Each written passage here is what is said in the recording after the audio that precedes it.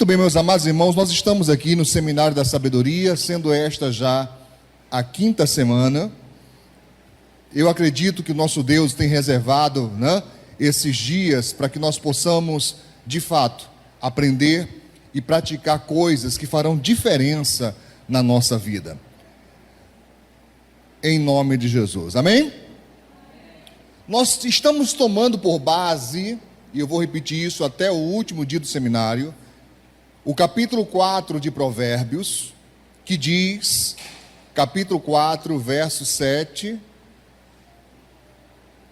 capítulo 4 de Provérbios, verso 7, que diz: a sabedoria é a coisa principal. Adquire, pois, a sabedoria, emprega tudo o que possuis na aquisição de entendimento. Eu tenho certeza que até o término do seminário de sabedoria, esse versículo não vai sair do seu coração nunca mais. Você vai sempre lembrar que a sabedoria é a coisa principal. Provérbios 4, verso 7. Irmãos, nós aprendemos aqui, e esse é um ponto central, esse é um ponto principal, que todo problema é um problema de falta de sabedoria. Todo problema é um problema de falta de sabedoria. Então, quando estou enfrentando o problema, é uma indicação que houve falta de sabedoria, ou da minha parte, ou da parte de terceiros, mas houve falta de sabedoria. E o intuito desse seminário, veja que o estilo é diferente, estamos mesmo no estilo de seminário mesmo, aprendendo mesmo. O intuito é adquirirmos sabedoria para empregar na nossa vida, para fazer cessar o sofrimento, para fazer cessarem os problemas, para fazer cessar toda a dor e angústia, e que possamos desfrutar do melhor de Deus. Amém? Hoje, irmãos, eu queria falar de alguns pontos, pelo menos 2 pontos importantes aqui. O primeiro deles é sobre a importância do falar. Repete comigo: a importância do falar. Mais uma vez, a importância do falar. É muito importante, falar é muito importante. Mas eu queria que você parasse um pouquinho agora, que você se voltasse, ouvisse com atenção, não converse com ninguém, não tire a atenção de ninguém, nem permita que ninguém tome a sua atenção. Escute, exceto o homem, tudo que Deus criou, tudo foi através da sua palavra. Apenas a raça humana, homem e mulher, apenas eles foram criados pelas mãos de Deus. No mais, Gênesis nos diz que tudo que Deus criou, Ele criou através das suas palavras. Ele apenas disse: haja, aconteça, venha à existência, e as coisas vieram à existência. Amém? Deus ama tanto, meus irmãos, palavra, que Jesus foi chamado de a palavra, o verbo. Deus ama tanto palavra que a Bíblia é chamada de quê? A palavra de Deus. Amém? Então é preciso falar. Anote, mas a coisa certa, dita na hora e da forma errada, se torna uma coisa errada. Por que às vezes nós enfrentamos problemas? Por que às vezes nós causamos problemas? Porque nós não pedimos a Deus a direção para falar a coisa certa, na hora certa, da forma certa. Então repete comigo: a coisa certa. Não estou ouvindo. A coisa certa, dita na hora errada e da forma errada, se torna uma coisa errada. E você deve ter passado por isso muitas vezes. Lá no seu íntimo, no seu âmago, na sua alma, você sabia que estava certo, Mas parece que ao falar, a coisa piorou. Já aconteceu com você? Já aconteceu? Parece que piorou e você não entende. Como é que pode? A coisa reverteu contra mim. Se eu estava certo, porque você talvez tenha dito a coisa certa, primeiro, na hora errada e da forma errada. Existe uma hora certa para falar. Uma hora que é errada é falar, pastor, na hora da discussão, na hora que está os ânimos acirrados, uma discussão acalorada. Não é hora de você querer expor uma verdade. Não é hora. Por quê? Porque a outra pessoa não está raciocinando bem. Deixa eu te falar uma coisa científica. Alguns sabem disso. Você sabia que quando você está irado, quando você está com muita raiva, tem pouca oxigenação no cérebro, sabia disso? Pouca. Você está com sangue agitado, então a oxigenação, a circulação aumenta, então está indo sangue para tudo que é canto. Você pode ver que você fica com a mão gelada, outros ficam com a mão quente, outros ficam suado, outros os nervos ficam tremendo, não é assim? Quando está muito nervoso. Então, normalmente, quando você está psicologicamente abalado, com raiva, você raciocina mal. Você pode prestar atenção. Quer ver só? Já aconteceu com você, ou você viu acontecer com alguém, na hora da discussão, um deles fala assim, fale baixo. Já viu isso? Fale baixo. E a pessoa que está falando fala assim, mas eu estou falando baixo. E na verdade não está. Na verdade a pessoa não percebe que alterou a voz. Ela não percebe que está falando muito mais alto. Aí o que o outro diz? Fale baixo. Aí como é que a pessoa responde? Né? Ou ela responde, quem manda na minha boca sou eu. Não tem uns que falam assim, né? Quem manda na minha boca sou eu. Ou então a pessoa fala, falo não. Porque ela está raciocinando mal. Ela não está medindo as palavras. Ela não está medindo consequências. Ela não está tomando cuidado com as suas ações. É capaz de, quando acabar a discussão, o outro dizer assim, olha, eu estou muito magoado com você. Estou com raiva de você porque você disse isso, isso, isso. E a pessoa vai dizer, eu? Eu não disse isso não. E na verdade disse. Mas está raciocinando mal. Você está me entendendo, sim ou não? Então, na hora da discussão, não é hora de tentar saber quem está certo e quem está errado. Existe um tipo de temperamento como o meu é assim. Irmão, eu nervoso, eu muito nervoso. Tá? Não adianta tentar me convencer de nada. Eu não quero nem saber. Tá? Tem que esperar acalmar. Lembra que eu falei essa semana de Abigail? Não adianta falar com a pessoa na hora que ela está, né, alterada. Deixa acalmar, depois você fala. Mas tem gente que não aprende isso.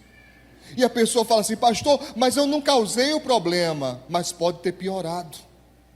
Não causou o problema, mas pode ter piorado. Por quê? Porque falou a coisa certa, mas na hora e da forma errada. Quem tem adolescente em casa? Tem adolescentes em casa?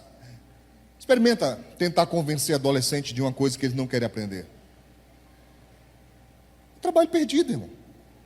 É trabalho perdido, porque quanto mais você discutir, menos eles ouvem, menos eles escutam. Eles têm a impressão de que sabem mais. Todos eles têm a impressão que sabem mais do que na verdade sabem sobre a vida. Eu já disse uma coisa e vou repetir aqui nessa noite. Na verdade, só sabe quem passa.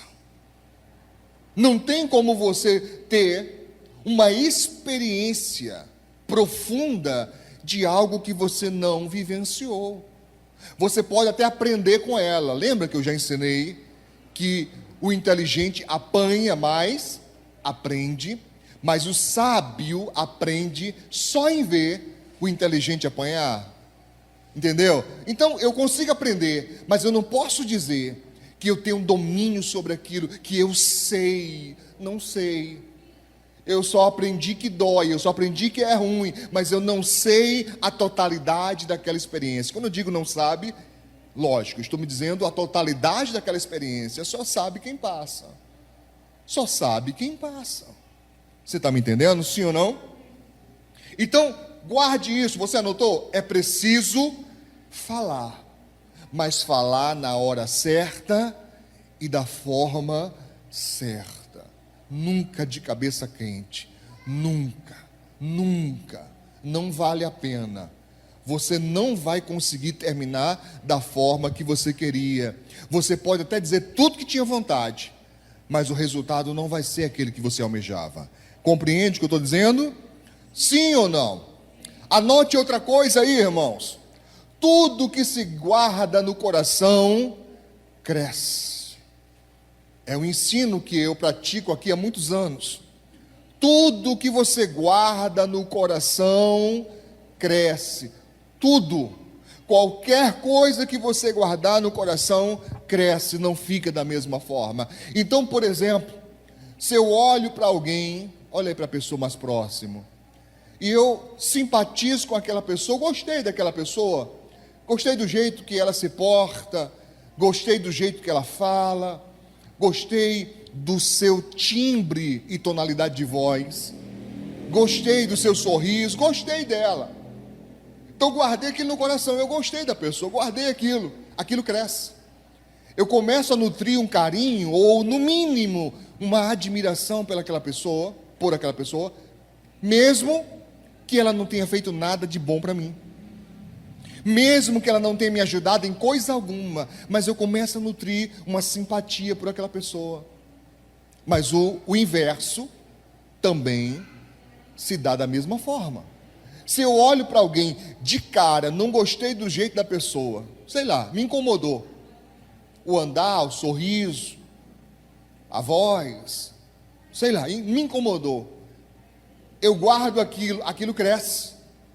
Eu começo a ter antipatia com alguém, ou por alguém, que nunca me fez mal nenhum. A pessoa não me prejudicou em nada, e eu não gosto dela. Como é que pode isso? Porque eu guardei aonde? No coração. Então tudo que eu guardo no coração cresce. Mas inclua nessa lista tristeza. Se você guarda tristeza no coração, ela não permanece do mesmo tamanho, ela cresce. Por essa razão é que nós temos que entender que todo e qualquer momento ruim da nossa vida precisa ser superado. Precisa ser superado. Cada um tem seu tempo, cada um tem a sua própria dinâmica de vida, mas é claro que se eu guardo em mim essa tristeza, essa amargura, ela só tende a crescer cada dia e cada vez mais. Então diga para alguém perto de você, cuidado com isso, tá? Da mesma forma que a simpatia ou a antipatia cresce quando eu guardo, a tristeza da mesma forma. E você vai encontrar pessoas que a expressão do seu rosto já denota isso, demonstra isso. É uma pessoa sofrida, é uma pessoa triste, é uma pessoa que não vê prazer nenhum na vida. Ela vai vivendo um dia após outro, mas apenas por viver. Sabe, não tem alegria, não tem sonho, não tem projeto, não tem nada. Porque é só tristeza, aquilo tomou conta de tal maneira da sua alma, que já está inundado, a pessoa está transbordando, sobrecarregada com aquele sentimento ruim. Por essa razão é que nós sabemos que todo momento de luta, todo momento de tristeza, todo momento de adversidade, ele precisa ser enfrentado, para que haja um desfecho. Ou você vence, ou você perde, mas empate não dá como, não tem como ser. Não dá para ficar nesse meio termo para a vida inteira. Sabe aquela expressão que muitos dizem, como é que você está? Ah, eu estou mais ou menos. E tem gente que nem isso diz mais, já faz assim, ó. Não dá para estar mais ou menos, porque isso está ligado à vida, e não dá para estar mais ou menos vivo, nem mais ou menos morto. Ou é uma coisa ou outra, meu filho. Ou uma coisa ou outra. O meio termo mais próximo é estar em coma, vegetando. É isso que você quer para você? Vegetar na vida? né? Só sobreviver, só ir vivendo um dia de cada vez. Não, isso não é bíblico, isso não é de Deus. Então é preciso que você entenda que é necessário falar. É importante que você fale. Por quê, pastor? Porque quando você fala, quando você expressa do que você sente, é a melhor forma de você vencer, resolver, solucionar situações de tristeza, de mágoa, de decepção, né? de dores. Você precisa falar. Eu então vou ter que incomodar você nessa noite aqui. Pessoal na gravação, o pessoal na rede social, faça o mesmo. Se tiver alguém perto de você, por favor, pergunte. Pergunte essa pessoa e espere a resposta. Não pode ser só uma pergunta retórica não, tá? Pergunte e espere a resposta. Pergunte para essa pessoa assim: você fala de si? Você fala de si próprio? Pergunte. Obedeça. Você fala de você? Se a resposta for não, eu garanto para você, existem coisas na sua alma mal resolvidas. Existem coisas que você encontrou meios, encontrou formas de enterrar, mas enterrou tão profundo na sua alma, que você faz de conta que elas não existem. Você faz de conta que elas não aconteceram. Mas eu posso te garantir que esse é o pior caminho. É necessário falar. É necessário dizer. Dizer o que, pastor? Daquilo que te incomoda. Mas é besteira, pastor. Não existe besteira quando se trata da nossa alma. Não existem coisas supérfluas quando se trata, sabe, do nosso íntimo, do nosso interior. Não é supérfluo, não é à toa, é importante. Você diz: ah, mas isso sabe, já passou. Não, você enterrou, mas está lá ainda. Está lá ainda. E a prova de que está lá é que você não quer falar. De que você não aceita falar sobre aquilo, que você não permite ninguém avançar nessa área na sua vida, porque te incomoda muito. E se te incomoda, é uma prova que dói. É uma prova de que se mexer nisso, sua alma sangra. Está me entendendo? Sim ou não, pessoal? Então é preciso falar. Claro que não é com qualquer um, não é qualquer pessoa, não é qualquer momento. Isso é uma coisa muito criteriosa. Pessoas que de fato detenham sua confiança. E não só porque você confia, porque a pessoa provou que é de confiança. Tem que ser alguém que provou que é de confiança, que consegue ouvir e, melhor ainda, consegue aconselhar, consegue dizer para você: olha, existe essa possibilidade que talvez você não tenha visto, existe essa saída que talvez você não tenha tentado ainda. Mas eu vou te falar uma coisa, meu irmão, minha irmã, de certo, há pessoas que carregam fardos pesados que não são necessários. A pessoa está carregando e está sofrendo com isso, ou anulando sua vida, porque não consegue falar de algo que lhe machucou, de algo que lhe, sabe, de alguma forma arrancou um pedaço do seu coração. E isso não é correto. Fale, encontre alguém de confiança. Encontre alguém que tenha direcionamento, que possa ouvir, que possa te aconselhar, porque eu posso dizer com certeza, vai melhorar muito a sua vida. Amém? Você entendeu isso, sim ou não? Então, a questão da palavra, a questão do falar é muito importante. Se você carrega esse peso sozinho, sozinha, primeiro, você está descumprindo uma ordem bíblica. Jesus disse: vinde a mim, ou seja, venham à palavra, todos vós que estáis cansados, oprimidos e sobrecarregados, e eu vos aliviarei. É lindo porque a Bíblia descreve o Senhor Espírito Santo como o Consolador, o que traz consolo. Eu te pergunto, como alguém traz consolo a outro, se não ouvindo as suas demandas, falando a sua alma, ao seu coração? É tão profundo porque a palavra de Deus diz que Ele, o Espírito Santo de Deus, Ele consegue traduzir. Olha, traduzir é ouvir o que alguém está dizendo. Ele consegue traduzir para Deus até os gemidos inexprimíveis, os gemidos que não temos palavras para declarar, para expressar, para dar sinônimo, para dar significado. O que nós não conseguimos com a nossa mente compreender, Ele consegue e interpreta para Deus. Gemidos, Ele interpreta para Deus até os seus gemidos. Sabe, muito mal comparando, como eu costumo dizer. Sabe quando uma mãe escuta o choro de um filho, de uma filha, e consegue saber se aquele choro é porque o bebê, o nenê, precisa trocar de fralda, ou se é cólica, ou se é fome, ou se é alguma dor no ouvido. Até para arrotar ela sabe. Sabe, às vezes eu fico maravilhado, como é que pode? Para mim choro é choro. Mas ela sabe, esse choro aqui é diferente. Esse aqui é de incômodo, esse é de dor, esse é de fome.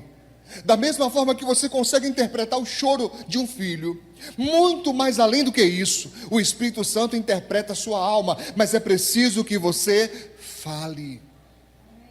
É preciso que você expresse. Pastor, eu tentei falar, não consegui, só chorei. Serve, é um começo. Mas entenda, o Senhor Deus não deixou apenas o Espírito Santo. Quando eu falo a palavra apenas, entenda, é uma palavra que não faz jus ao que eu quero dizer, não completa o que eu quero dizer, porque Ele não é apenas, Ele é tudo.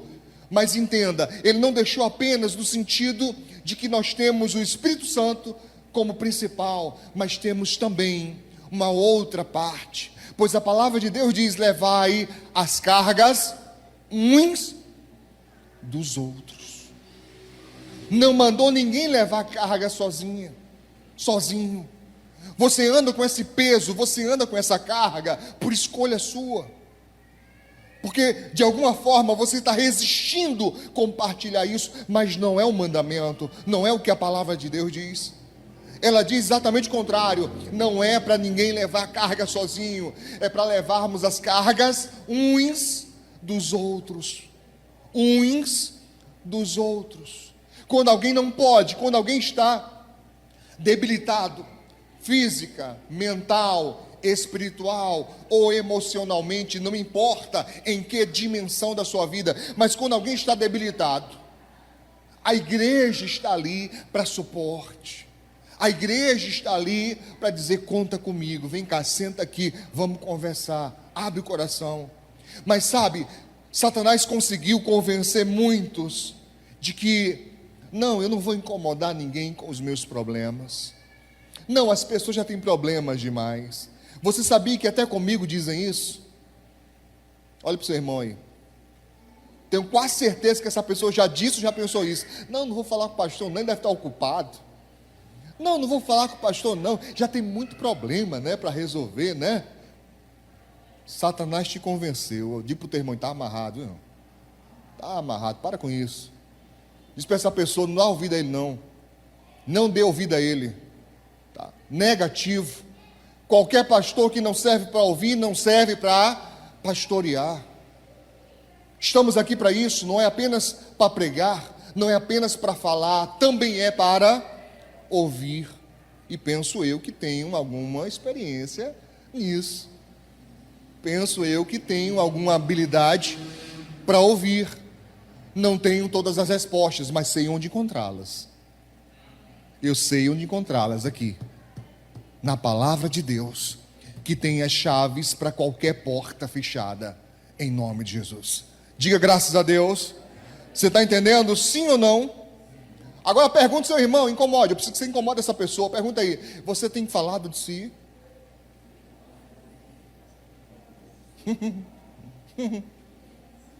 Você fala do que lhe incomoda, você fala das suas dúvidas, você fala das suas angústias, você fala dos seus problemas. Você tem falado? Não, a maioria tem guardado para si. Por isso que essa pessoa anda igual o Kiko, bochecha cheia o tempo todo, assim ó.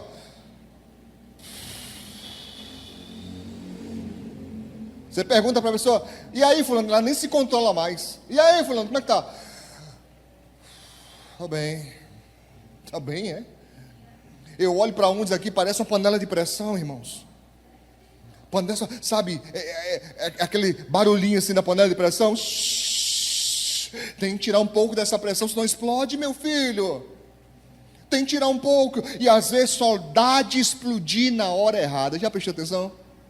Só explode na hora errada. E geralmente com a pessoa errada. A pessoa que nem merecia, tadinho, né? Chegou na hora errada. Está ali de laranja, bom, a bomba explode na pessoa. Tadinho, fica até perdido. Foi o que eu fiz, pelo amor de Deus. Vala Jesus, quer me engolir? Eu não fiz nem nada com a pessoa. De fato, você não fez nada. É porque ela vinha acumulando e você chegou na hora errada. Ora a Deus, quando você for falar com o irmão, fala assim, Senhor, é a hora dele. É hora dele ir lá? Eu sei lá, tem alguns irmãos que eu passo assim, eu vou fazer uma brincadeira, eu falo assim, hoje não. Hoje não, deixa para outro dia, que sei lá, né? Ai, que na hora não é boa, então deixa quieto aí. Está me compreendendo, irmão? Sim? Amém? Então eu vou insistir nisso. Fale. É a maneira mais, eu não diria só fácil, ela também é a maneira mais fácil, mas eu diria que é uma via mais reta, mais direta, de você aliviar a sua alma, é quando você fala. Talvez você nunca confiou em ninguém para falar de si. Talvez você nunca confiou em ninguém para falar das coisas mais profundas. E talvez você diga, pastor, não existe essa pessoa capaz de ouvir o que eu tenho a dizer. Eu discordo. E não entenda isso como uma indireta, não estou me colocando, não estou dizendo que sou eu essa pessoa. Talvez não seja eu essa pessoa. Talvez um amigo, uma amiga. Mas com certeza, você precisa falar com alguém de entendimento, alguém que consiga te ouvir e te aconselhar. Amém? Amém? Tanto porque Salmo 1 diz claramente que nós não podemos andar segundo o conselho dos ímpios. Então não vou falar de mim para ímpio, não vou falar de mim para quem não tem direção de Deus. Tá certo? Tudo bem? Segundo ponto aqui nessa noite, anote a importância do perguntar. Por favor, repita. A importância do perguntar. Queridos, Jesus muitas e muitas vezes respondia uma pergunta com outra pergunta. É interessante que nós geralmente classificamos as pessoas que respondem uma pergunta com outra pergunta como alguém menos inteligente, alguém menos capacitado. Mas olha como é maravilhoso perceber que na Bíblia Jesus gostava de responder perguntas com outras perguntas. Por quê? Vamos entender isso. Abra sua Bíblia em Lucas capítulo 2, do verso 46 ao 49. Fala de Jesus ainda criança. Fala de Jesus pequeno, que se distanciou da sua família, dos seus parentes, se distanciou dos seus amigos. Lucas capítulo 2, verso 46 ao 49, se distanciou. E olha o que aconteceu. Lucas 2, 46. E aconteceu que, passado 3 dias, o acharam aonde? no templo, assentado no meio dos doutores, no meio, como centro, como foco, como enfoque, como destaque, assentado no meio dos doutores, ouvindo-os e interrogando, perguntando. Olha bem, ele ouvia e perguntava. E todos os que ouviam admiravam a sua inteligência e respostas. E quando o viram, maravilharam-se. E disse-lhe sua mãe: Filho, por que fizeste assim conosco? Eis que teu pai e eu, ansiosos, te procurávamos. E ele lhes disse, olha a resposta dele. A resposta dele foi: por que é que me procuráveis? Não sabeis que me convém tratar dos negócios do meu pai? A mãe faz uma pergunta. A resposta dele são duas perguntas. Pastor, o que isso tem a ver com minha vida? Tudo. Tudo tem a ver com a sua vida, porque é importante que você saiba que as perguntas fazem diferença na sua vida. Deixa eu ver outro verso aqui. Ainda em Lucas, no capítulo 18, no verso 40 e 41, nos versos 40 e 41, diz: Então Jesus, parando, mandou que lhe o trouxessem. E chegando ele, perguntou-lhe, dizendo: Que queres que te faça? E o cego disse: Senhor, que eu veja, que tenha vista. Irmãos, se a pessoa vai em busca de cura e ela é cega, o que é que ela quer? Enxergar, é lógico. Mas mesmo sendo lógico, mesmo sendo uma coisa clara, nítida, patente, mesmo assim Jesus pergunta: o que é que você quer que eu faça? Ele gostava de perguntar. Ele gostava de perguntar. Desde criança, ele gostava de perguntar. Ainda em Lucas, no capítulo 20, só um pouquinho mais à frente,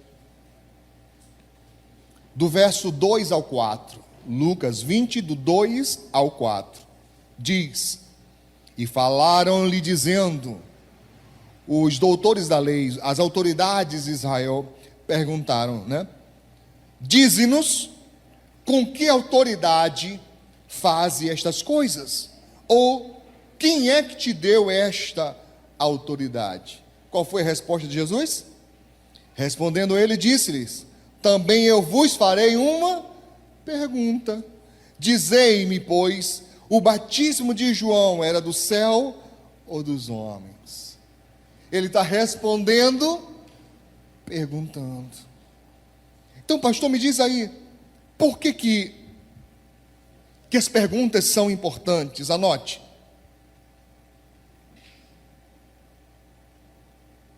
Por que as perguntas são tão importantes?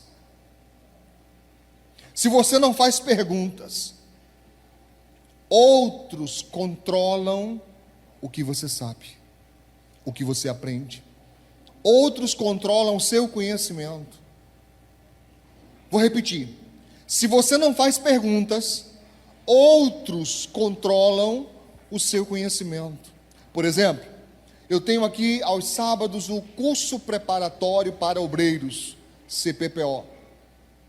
E eu estou aqui ensinando para eles alguma disciplina teológica, escatologia, eclesiologia, soterologia, angiologia e por aí vai. Estou ensinando aqui para eles. Se eles ficam só calados, ouvindo, eles só vão saber aquilo que eu estou dizendo, ou pelo menos aquilo que eu programei para ensinar. Quando é que o conhecimento deles vai além do que eu programei? Quando eles fazem perguntas. Porque então me forçam a sair do meu roteiro, me forçam a sair do meu esboço para ampliar para eles mesmos o conhecimento. Ficou claro? Isso se processa na escola, na faculdade. Se a pessoa não pergunta, ela vai ficar com aquele conhecimento e só. Se ela pergunta, ela amplia o conhecimento que estava proposto. Então ela está dominando, ela está aprofundando, ela está cavando na rocha, como é o nosso intuito de edificar a casa sobre a rocha. Tem que cavar na rocha para poder aprofundar o conhecimento. Está claro para você, sim ou não? Está claro, irmão? Sim ou não? Se você não faz perguntas, outros controlam o seu conhecimento. Você precisa perguntar. Diga graças a Deus. Irmãos, escute isso. Se der tempo, você anota. Se não der, depois você na gravação vai lá e copia novamente.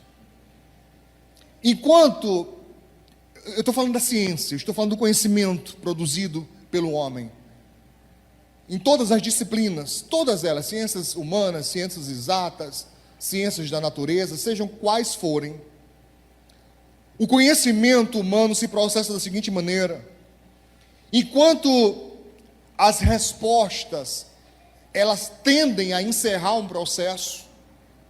Por exemplo, se eu fosse matemático, e eu estou estudando cálculos, eu estou estudando fórmulas, e eu tenho uma dúvida, e eu pesquiso, me informo, aprofundo, então chego a um conhecimento, ali encerra o processo. Para aquela questão, ela acaba na resposta. Por isso que as respostas tendem a encerrar o processo de aprendizagem, né? Mas as perguntas movem as engrenagens do saber. São as perguntas que vão movendo a engrenagem. Então, eu estou meditando e, surge uma questão: por que isso acontece? É aí onde se produz conhecimento. Perguntas. Perguntas que vão fazer surgirem hipóteses que vão ser testadas para se encontrar uma resposta positiva ou negativa. Mas são as perguntas que mantêm a engrenagem funcionando. As respostas tendem a encerrar o processo. Está claro? Está claro para você? O irmão Juninho aqui trabalha com eletrônica, celular. Então, no começo, antes dele saber o que sabe hoje, antes de ostentar o título técnico, celular era um mistério. Ele precisou aprender para ter respostas. Hoje o problema para ele não é mais um mistério, são hipóteses. Então, se eu chego para ele e falo: ô Juninho, pai, meu celular deu um problema. Ele vai perguntar: pastor, o que aconteceu? Diagnóstico, né? O que aconteceu? Eu vou dizer para ele: rapaz, aconteceu assim, assim, assim. É uma hipótese. Quando ele abrir o aparelho e fizer o quê? Testes, ele vai saber se aquela hipótese é real, é verdadeira, é a causa do problema ou não, ou se é a única causa ou não, ou se é uma outra situação, entendeu? Mas agora, para ele, entenda, para ele as perguntas, movimentam. Ele não pode adivinhar: rapaz, Juninho, meu celular apagou. Aí ele vai e fala assim: pastor, é a placa de vídeo. Dá para ser assim? Dá para ser assim, irmãos? Não. Para ele saber, ele precisa testar. E os testes nada são do que hipóteses da pergunta, para encontrar a resposta. Então a pergunta mantém a engrenagem funcionando. Mas entenda, Daqui a 10 anos, o que ele sabe pode estar obsoleto, porque a tecnologia vai evoluindo e ele precisa acompanhar. Senão vai chegar um dia onde ele vai se deparar com um aparelho que nada daquilo que ele sabia corresponde. Ficou para trás, você está me entendendo? Sim ou não? Ele precisa reciclar. Então são perguntas sendo feitas. Rapaz, tem essa nova tecnologia, como é que funciona? É a primeira pergunta. Como é que funciona? Para que serve? Como se processa? O que precisa? Quais são as peças? Tudo isso vai movimentando. Então eu preciso perguntar a você: você é uma pessoa que faz perguntas? Ou simplesmente aceita? Ou simplesmente se acomoda? Entende o que eu estou dizendo, sim ou não? Escute, as crianças, principalmente entre 4 e 7 anos de idade, elas aprendem numa velocidade vertiginosa, imensa, é muito rápido, aprende muito rápido, muito fácil. Mas se tem uma das coisas que movimenta a cognição da criança, a inteligência, a memória, o raciocínio, se tem uma coisa que movimenta a criança, são perguntas. Elas perguntam e perguntam muito. Você está me compreendendo?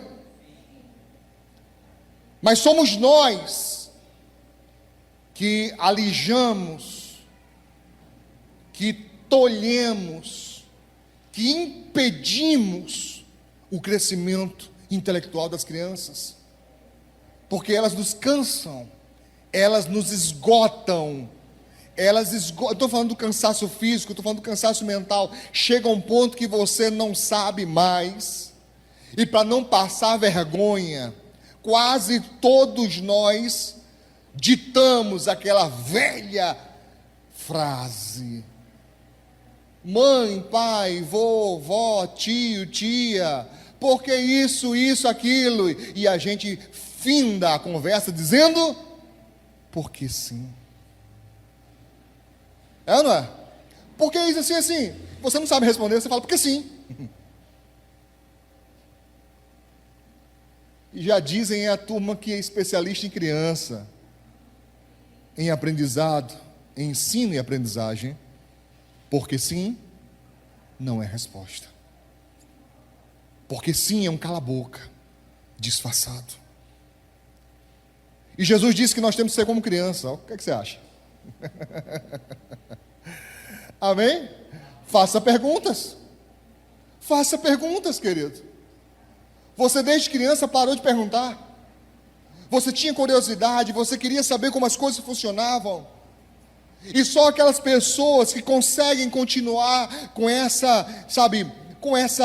com esse ímpeto de criança, é que descobrem coisas que outros não descobrem, porque lhe incomoda, a pessoa quer saber, e ela pergunta, porque não dá para saber tudo apenas observando, nós temos que perguntar: por que isso? Como é que funciona isso? Ah, pastor, eu tenho vergonha de perguntar. Cadê os homens? Levanta a mão. Se demorar eu fico preocupado. Levanta a mão. Se tem uma coisa que o homem detesta é perguntar. Não sei porquê, a maioria de nós. Você quer ver só uma coisa? A gente não sabe o endereço. Você está de carro, está sem GPS, não sabe o endereço. A mulher fala assim: vamos parar ali e perguntar. E fala: não, vamos não. Bom, você não sabe como é que... Prefere não saber, prefere gastar tempo, combustível. Não, mas se eu vejo a placa ali, é um problema, um bloqueio que nós temos de perguntar. Parece que diminui, você entende? Tem gente que tem medo de ser visto como menos inteligente, porque não sabe aquilo. E você sabia que os especialistas dizem que é o contrário, que as pessoas que perguntam são as inteligentes. Quanto mais pergunta, mais aprende. E são mais inteligentes. Pergunte para o seu irmão: você é inteligente? Você está me compreendendo? Sim ou não? Lá no profeta Oséias, se não der tempo de encontrar, só escuta. Oséias capítulo 6, verso 3, Oséias 6, 3 diz: então conheçamos e prossigamos em conhecer ao Senhor. A sua saída como a sua alva é certa, e ele nos virá como a chuva serôdia, que rega a terra. A parte A do versículo: conheçamos e prossigamos em conhecer ao Senhor. Pastor, o que isso tem a ver com pergunta? Tudo, meu filho, tudo. Não dá para você conhecer alguém sem falar com essa pessoa. Não dá para você dizer que conhece. Você pode conhecer, como nós dizemos aqui no Nordeste, de vista. Eu conheço fulano de vista. Não é conhecer, meu filho. Para conhecer alguém, você tem que falar com a pessoa. Você tem que saber pormenores para você dizer: eu conheço fulano. Conheço. Não é eu sei quem é. Entende a diferença? Não é eu sei quem é fulano, não. Conheço. Eu conheço. Eu sei quem é essa pessoa mais intimamente. Tem que perguntar. Agora eu quero fazer um exercício com você. Oséias 6, verso 3. Eu quero fazer um exercício com você. Vai ser cruel, porque você vai ter que escrever muito rápido. Mas se não der tempo, tá? Ainda essa semana essa mensagem vai estar no canal. Aí você vai lá e confirma o que você não conseguiu anotar. Mas tente, tá? Escute, eu vou citar aqui algumas perguntas. O seminário, eu disse, é para ser prático. O seminário, eu disse, não é para ser só uma coisa de aprender e guardar o conhecimento. Ele só serve se você colocar em prática. Eu vou colocar aqui algumas perguntas. Eu passei boa parte do meu dia hoje sobre elas. Pesquisando com outros pastores, pesquisando nas minhas anotações, revisitando alguns entendimentos para trazer para você hoje. Então, dê honra a isso. Amém? Dê honra a isso. Se der tempo, anote. Se não der tempo, guarda. Depois você revisita a mensagem. Seriam perguntas que eu queria que você se fizesse ainda essa semana. Queria que você fizesse a pergunta a si próprio e tentasse encontrar a resposta. Você entendeu o que é para fazer? Quero que você anote, faça a si próprio, a si própria, essa pergunta e tente encontrar a resposta. Vamos lá. Primeiro, pessoal em casa também, tenta anotar aí e faça a resposta, ou encontre a resposta. Primeiro, estou vivendo os planos de Deus para a minha vida? Eu estou vivendo os planos de Deus para a minha vida? Como assim, pastor? Você sabe, a Bíblia diz que o homem faz planos. A resposta certa vem do Senhor. Então há os planos de Deus e há os meus planos. Quais estou vivendo? A pergunta é: estou vivendo os planos de Deus para a minha vida? Segundo, por que erro nos mesmos erros? Por quê? Se eu sei que uma coisa é errada, se eu sei que uma coisa não é legal, por que eu volto para esses mesmos erros? Ora, o dito popular fala que errar é humano. Por que acertar não é? Por que só errar que é humano? O dito popular também expressa, também diz que errar uma vez é humano, errar de novo é burrice. Mas eu quero que você fixe nisso. Por quê? Por que eu erro os mesmos erros? Eu não já sei que é errado? Eu não já sei que me faz mal? Por que volto para eles? Por quê? E eu não estou pedindo para você sinalizar, mas eu tenho certeza que alguns estão me entendendo aqui claramente, perfeitamente. Porque faz o que não quer, como disse o apóstolo Paulo: o bem que eu quero, não faço. O mal que eu não quero, esse faço. Mas a pergunta é: por quê? Não vem com aquela dizer, não, pastor, tem pessoas que erram mais, não é para comparar com ninguém, é só você. Por quê? Voltar aos mesmos erros. O que eles têm de especial que nos faz retornar a eles? Por quê? Terceira pergunta. Por que sou repreendido nas mesmas coisas? Está muito ligado, né? Eu volto aos mesmos erros, recebo as mesmas repreensões. Por que eu sou repreendido nas mesmas coisas? E eu não falo repreendido por um pai, uma mãe, por uma autoridade, seja ela civil, militar, seja ela eclesiástica, sei lá, repreendido. Por quê? Por quê? Sou repreendido pelas mesmas coisas. Mesmas coisas. Isso quer dizer que é um padrão sendo repetido, não é? É ou não é?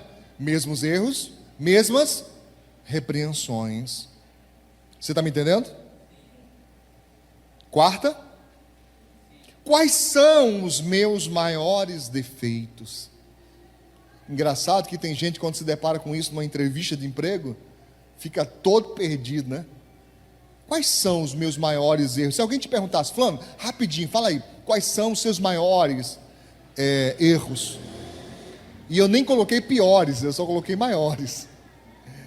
Quais são os seus maiores erros? Você se perguntar, mas quais são os meus maiores erros? Quais são?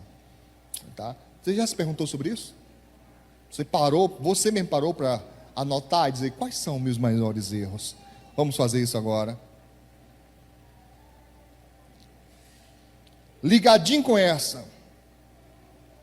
Quais são os meus maiores defeitos? Porque é diferente de erro. Erro é uma prática. Erro é uma prática. Defeito está ligado já à personalidade, ou no mínimo à cultura da pessoa. Quais são os meus maiores defeitos? Olha para o seu irmão aí. Hã? Eu repeti? Defeitos? Foi? Entenderam, né? Entenderam aí? Eu repeti. Quem errou fui eu aqui. Meus maiores defeitos. Quais são as minhas melhores qualidades? Você sabe? Você consegue dizer, rapaz, minhas melhores qualidades são essas, essas e aquelas.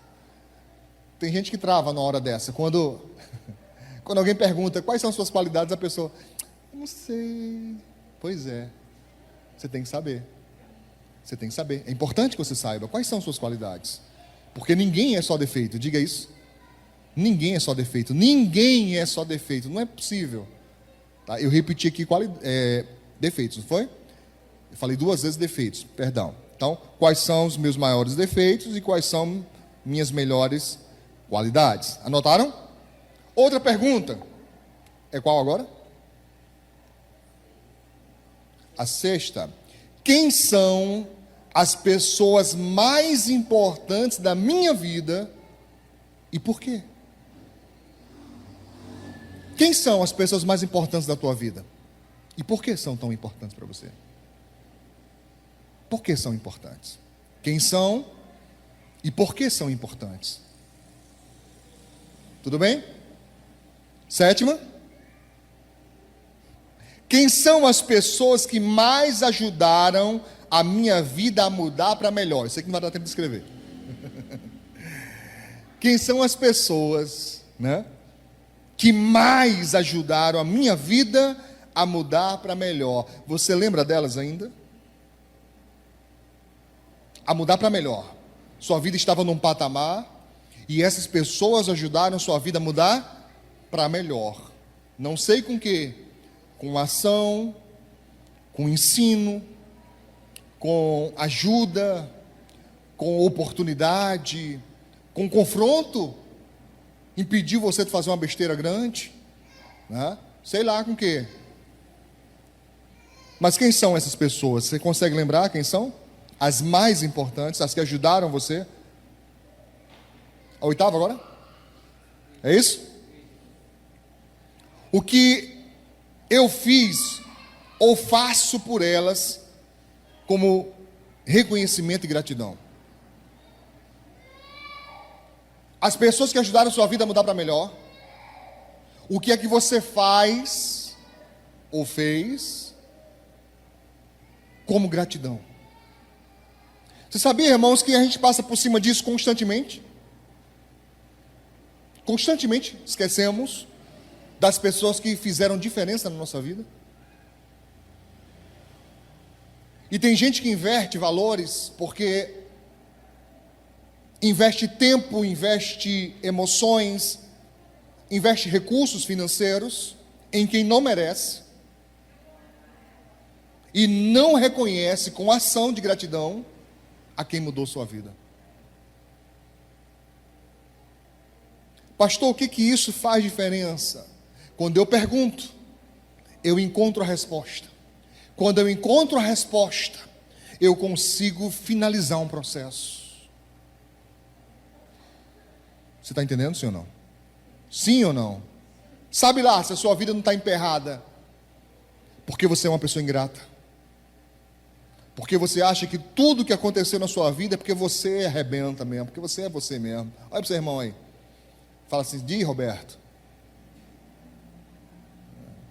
Entendeu, né? Diz aí, Roberto. Esse cara sou eu.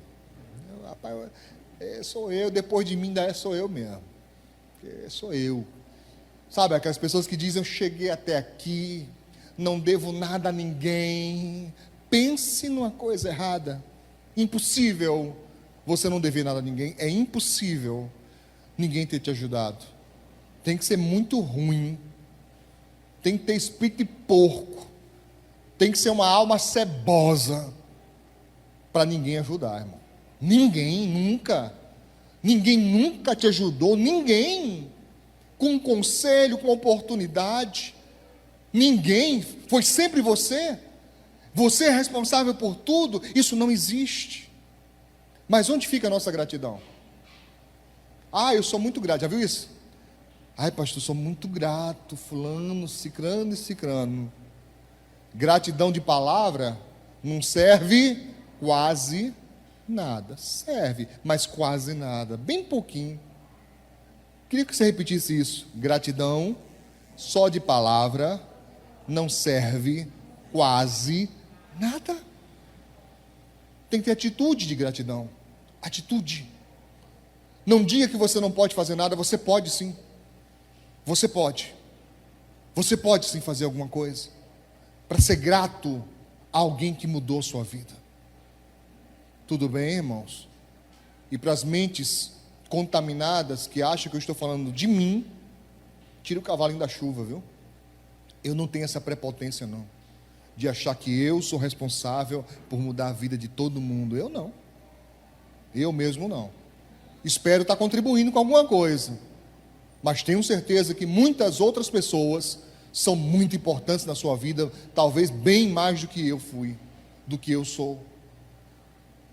Talvez nesse meio aí tenha algum que diga: não, pastor, o senhor também foi uma pessoa importante. Amém, glória a Deus por isso. Glória a Deus por isso, tá? Não é porque está chegando o Natal que eu já estou preparando o caminho para você me dar presente não, viu? Não é isso não. Eu estou falando de muitas pessoas que às vezes nós deixamos cair no esquecimento. Pessoas que com uma palavra, com um conselho, com um ombro amigo, fizeram uma diferença tremenda na nossa vida. E hoje a gente não faz nada para aquela pessoa, mesmo sabendo que ela precisa, mesmo sabendo que a pessoa não está bem, mesmo sabendo que a pessoa está precisando, a gente finge demência. Finge demência. Isso é uma vergonha, irmãos. Isso é uma vergonha. A pessoa que é crente e age assim devia ter vergonha na cara. Devia dizer: Jesus, me perdoa. Me perdoa. Como é que pode? Como é que pode? A pessoa me ajudou e agora a pessoa precisa de mim e eu faço de conta que ela não precisa. Eu faço de conta que não tenho tempo para ela. Que conversa é essa? Ninguém tem tempo. A gente força. A gente separa. Por isso que o tempo é a prova da honra. Prova. Porque eu não tenho sobrando. Eu separo. Eu digo: esse aqui não. Esse aqui é para fulano. E acabou-se. Tem gente que faz isso, sabe com o quê? Com um pedaço de bolo. Sabe o aniversário? Esse aqui é de fulano. Ninguém mexe. Lindo, é bom, é legal. Faz isso com o tempo também. esse tempo aqui é de fulano. Tá? Esse tempo aqui é de fulano. A gente não consegue mais nem reservar um pouco de tempo com a pessoa, irmão. Tem gente que está falando com o outro com o celular assim na mão. É assim, ó. Ou pior, então assim, ó. Não consegue mais nem conversar com o outro. Dá tempo de qualidade para o outro com o celular na mão. Como se a sua vida dependesse daquela desgraça, daquele aparelho. Que é uma ferramenta fantástica quando você sabe usar. Mas pode te escravizar. Pode te deixar um escravo. Se você não consegue desligar aquele troço para conversar com alguém que você ama. Tem que estar com o negócio na mão, conversando com o outro com o negócio na mão. Chega uma mensagem que às vezes é uma bobagem. Porque se tem uma coisa que a gente coloca em grupos, é bobagem. Colocamos coisas importantes, mas nem tudo é importante. Dava para ver depois. Dava para ver amanhã, dava para ver mais tarde. Se eu estou falando com alguém que é importante para mim, eu tinha que estar prestando atenção no que aquela pessoa está dizendo. Está ali verdadeiramente, e não só de corpo presente. Está me entendendo, sim ou não? Sim ou não? Sim ou não? Sim. Ser grato, irmãos. Precisamos ser gratos. Estou acabando já. Em nome de Jesus. Outra pergunta. Quem são as pessoas que mais me deixam mal? Mal no sentido de para baixo, amargurado, preocupado, triste. Quem são essas pessoas? Quem são? Eu deveria ter uma lista disso. Quem são as pessoas que mais me deixam mal? Para que ter essa lista, pastor? Para ter o mínimo de contato possível com tais pessoas. Mínimo. Para quê? Para me sentir mais solto, mais leve e não amargurado o tempo todo, porque o tempo todo a pessoa consegue com uma palavrinha acabar com o meu dia. Uma palavrinha, uma notícia destrói meu dia. O meu não, tá? Estou dando exemplo. O meu, vírgula. O meu não, tá? O meu não. Mas só para você entender, a pessoa deu uma notícia lá, ou uma palavrinha com você, acabou com o teu dia. Acabou, você passa o dia todo preocupado. Ai meu Deus, cadê a pessoa? O que ela está fazendo? Ai meu Deus, misericórdia. Não, meu irmão, não, você não deveria permitir. Por quê? Porque isso não gera fé. Preocupação não gera fé em ninguém. Pelo contrário, a Bíblia Sagrada diz assim, ó: não andeis solícitos, ansiosos com coisa nenhuma. Coloca isso na mão de Deus. Você pode resolver? Posso, faça. Não pode resolver? Não posso. Ora e continua. Amém? Ora e continua, porque às vezes a pessoa não vive e não deixa você viver. Não vive e não deixa você viver. E não é falta de conselho, não é falta de amor, não é falta de oportunidade. Às vezes é só, e tão somente só, falta de vergonha na cara. A pessoa gosta. Deixa eu te contar uma coisa. Posso te falar uma coisa dentro da ciência que eu estudo? Você sabia que tem gente que se acostuma com isso? Se acostuma a dar trabalho, porque quando dá trabalho é o centro das atenções. Todo mundo para tudo para socorrer a pessoa. Aí que ela gosta. Sabe, às vezes a pessoa está mal, ela está mal, ela está amargurada, ela está triste, ela está angustiada. E quando ela está mal, você sabia que tem gente que gosta de ficar doente? Olha para o seu irmão e pergunta, sabia disso? Tem gente que gosta de ficar doente. E quando está doente, aí pronto, tem papinha de aveia. Manhinha vai lá na cama botar o termômetro no dodói. Sabe, canjinha. Alguém diz assim, fulano, lava ali aquela louça. Não, bichinho, a bichinha está doente. Aí a pessoa acha tão bom aquilo, que se acostuma àquele tipo de tratamento. E percebe que só tem aquele tratamento quando está doente. Então tem gente que prefere estar doente. Sabe disso? Se torna uma coisa psicológica. Está me entendendo, sim ou não? Assim são pessoas que dão trabalho. Se ela percebe que há uma mobilização, que tudo para, e ela se torna o centro das atenções, a atenção que ela quer, a atenção que ela precisa, aquilo se torna um ciclo vicioso. Por isso que alguns me acham muito duro, Não, pastor, que é isso, pastor? Que isso que é, irmão? Que isso que? Fala a verdade aqui para mim. Quem já foi trabalhar doente? Levanta a mão. Levanta a mão. Baixa a mão. Quem já foi trabalhar com dor? Levanta a mão. Dor, doendo, alguma coisa. Baixa a mão. Quem já foi trabalhar com enxaqueca, cabeça explodindo? Já foi trabalhar. Baixa a mão. Se você pode, por que outro não pode? Por que outro não pode? Se você encontra força, sabe Deus lá onde para prosseguir, por que o outro também não pode? Porque foi condicionado a isso, entendeu? Entendeu isso? Foi condicionado. Todo mundo, ai bichinho, ai, vai quebrar, tadinho. Aí a pessoa, é aqui mesmo. É aqui onde eu fico. Eu não estou falando que é maldade, por favor. Se dei essa impressão, delete. Eu não estou dizendo que é programado, não estou dizendo que a pessoa faz isso que é ruim. Mas eu estou dizendo que ela foi condicionada a isso.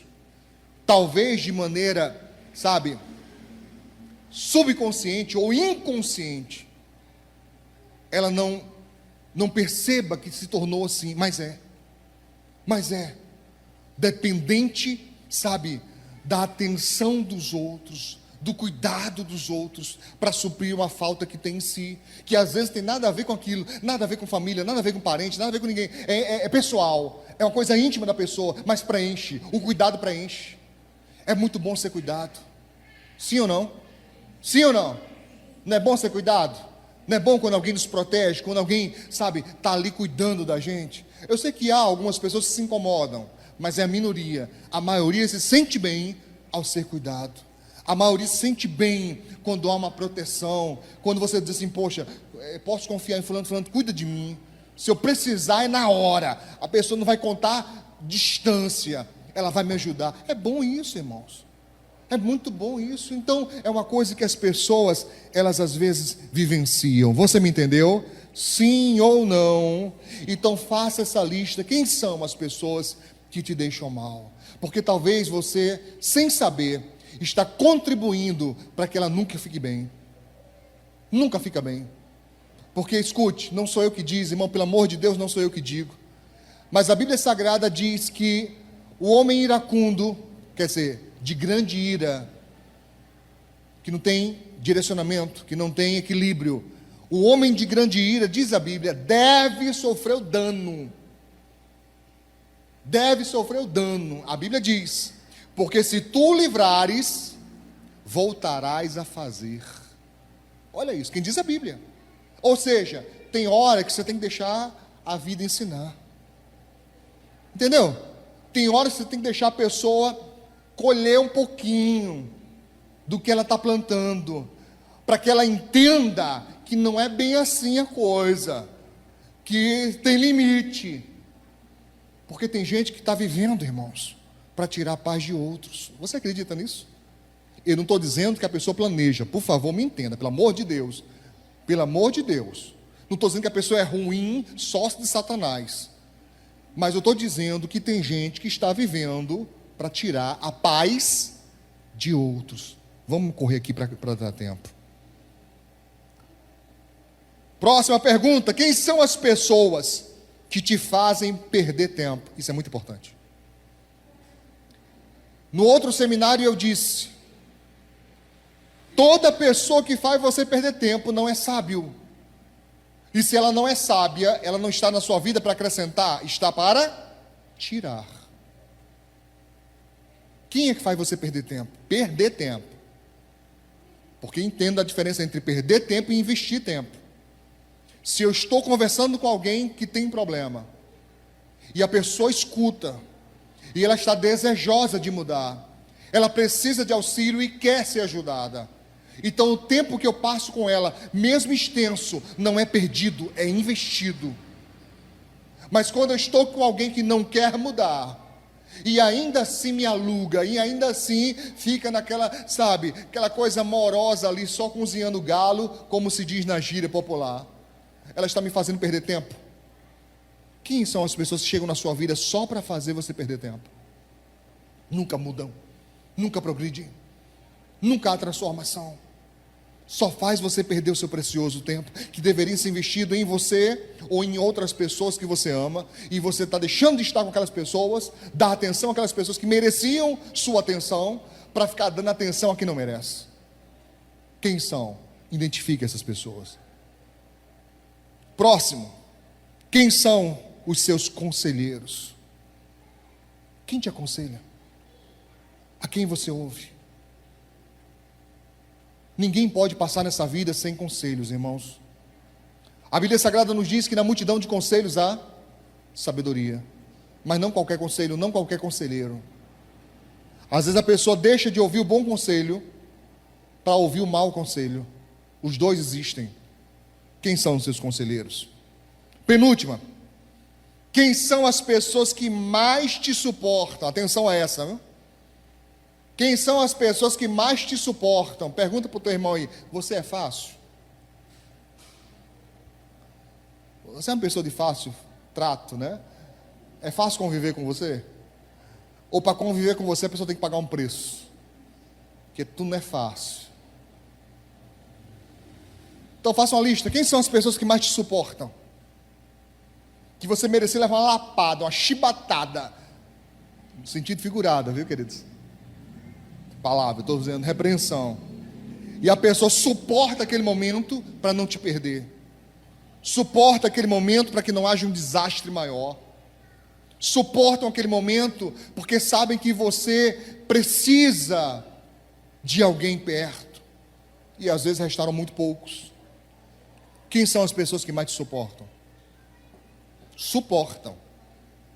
Suportam. Não é que a pessoa gosta de ser maltratada, não é que a pessoa gosta de ouvir desaforo, não é que a pessoa gosta de ouvir debate, ela suporta, ela paga um preço emocional, aquilo desgasta ela, aquilo é pesado para ela, mas ela te suporta para que um desastre maior não aconteça. Faça uma lista disso. Quem são essas pessoas?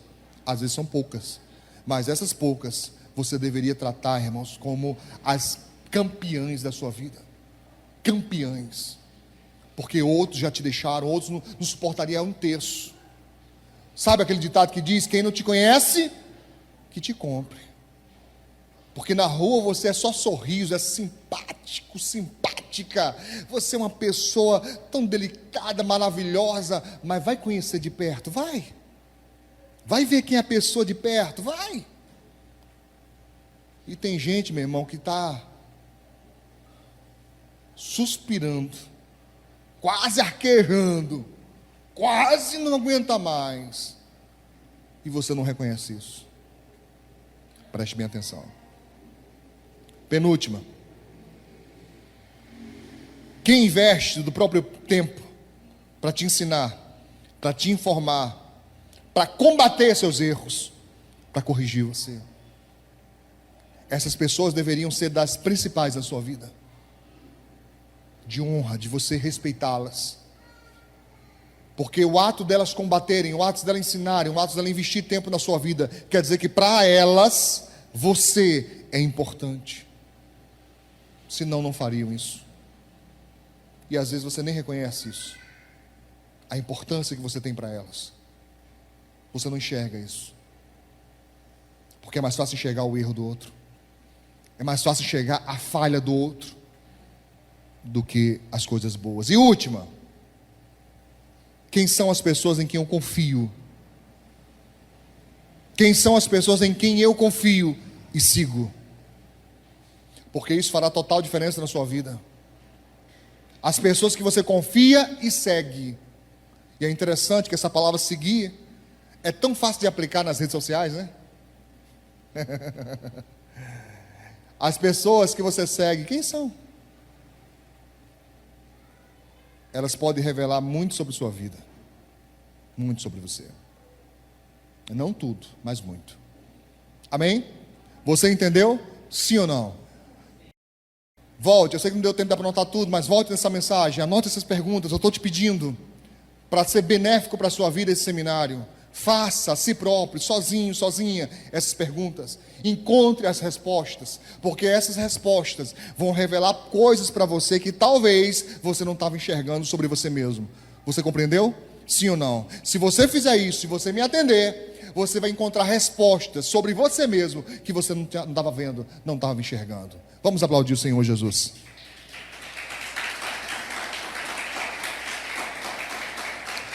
Glória a Deus. Amém. Você que acompanhou essa parte, a quinta parte do nosso Seminário da Sabedoria, eu queria que você nos ajudasse abençoando o nosso ministério, se inscrevendo no nosso canal no YouTube e também compartilhando, essas mensagens. Faça isso e eu tenho certeza que o Senhor Deus vai te abençoar. Se inscreva, acione o sininho das notificações e compartilhe o máximo que você puder essas mensagens para que elas cheguem a quem delas precisam, em nome de Jesus. Fazendo assim, você também será um canal de bênção na vida de muitos, em nome de Jesus.